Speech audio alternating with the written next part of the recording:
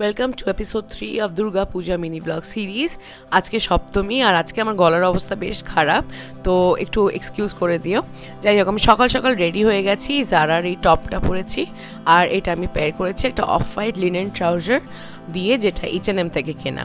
সাথে নিয়েছি ব্যাগ আর হিলস। তো আমরা আজকে যাচ্ছি সপ্তমীর লাঞ্চে। এভরি ইয়ার বিলেদা, অনিশাতি, আমি, রনি, আমরা চারজনে সপ্তমীর দিন লাঞ্চে গিয়ে থাকি। তো এবার আমরা ডিসাইড করেছিলাম পার্ক স্ট্রিটে মোক্যাম্বো যাব। বেশ লাইন ছিল মোক্যাম্বোর বাইরে, তো যতক্ষণ ছেলেরা বাইরে লাইন দিয়েছিল আমি আর অনিশাদি পাশে একটা দোকানে ঢুকেছিলাম এসি হাওয়া খেতে। তো ওখানে গিয়ে টুকটাক কেনাকাটা করেছি, ফটো বুথ থেকে একটা ছবি নিয়েছি, সানগ্লাসটা কিনেছি যেটা আমার বেশ পছন্দ হয়েছে। তারপরে খাবার অর্ডার দিলাম।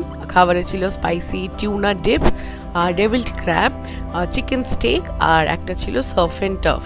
তো এগুলো খাওয়া দাওয়া করে তারপর বেরোতে বেরোতে আমাদের অলমোস্ট সন্ধ্যাবেলা 6:30 হয়ে গেছিলো। পার্ক স্ট্রিটটা তো জানোই তোমরা, দুর্গাপুজোর সময় থেকে এরকম সুন্দর লাইট দিয়ে সাজিয়ে ফেলে, আর এটা একেবারে এখন ক্রিসমাস নিউ ইয়ার অবধি লাইটগুলো থাকবে।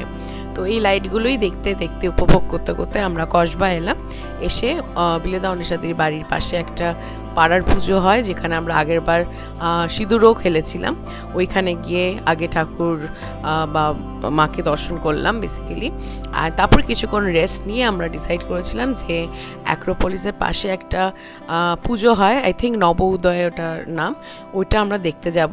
আর দেখতেই পাচ্ছ প্রচণ্ড ভিড়, কিন্তু থ্যাঙ্কফুলি অনিশাদির কাছে একটা ভিআইপি পাস ছিল, তো সেটা থ্রু আমরা একদম খালি খালি একদম ফাঁকায় ফাঁকায় আমরা ঢুকে গেছি। আর ভিআইপি লাইনটা একদম সেপারেট ছিল, তাই কোনো রকম অসুবিধা হয়নি। আর থিমটা আমার জন্য একটু কনফিউজিং ছিল। আমি তো অনেক কিছু ভেবে বসেছিলাম, কিন্তু আলটিমেটলি দেখলাম এটা থিম হচ্ছে প্রশ্ন। যাই হোক, খুব সুন্দর সাজিয়েছিল।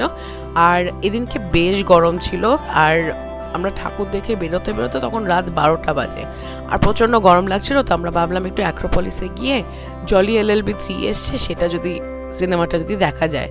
কিন্তু গিয়ে দেখলাম যে লাস্ট শো যেটা, সেটাও শুরু হয়ে গেছে, অলমোস্ট 45 মিনিটস হয়ে গেছে। তো ফাইনালি আমরা রক্তবীজ 2 দেখতে ঢুকলাম। মুভিটার ব্যাপারে আর কিছু বলছি না, বাট এইভাবেই কাটলো আমাদের সপ্তমী।